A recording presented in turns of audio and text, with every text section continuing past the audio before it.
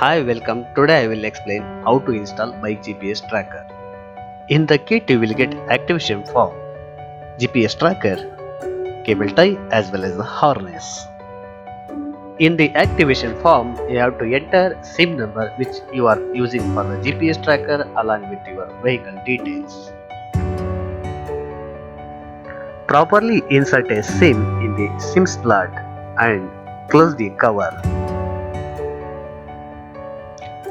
Once installed a SIM, you have to set the details for the activation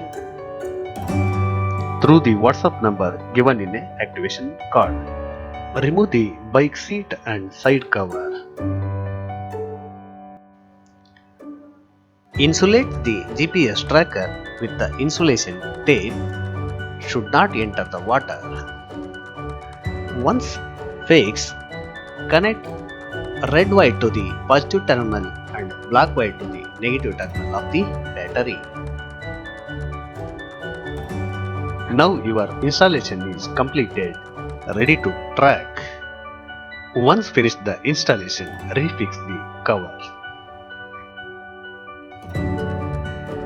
Within the installation, you will get a username, password as well as application link. Just you have to open the application and track your vehicle.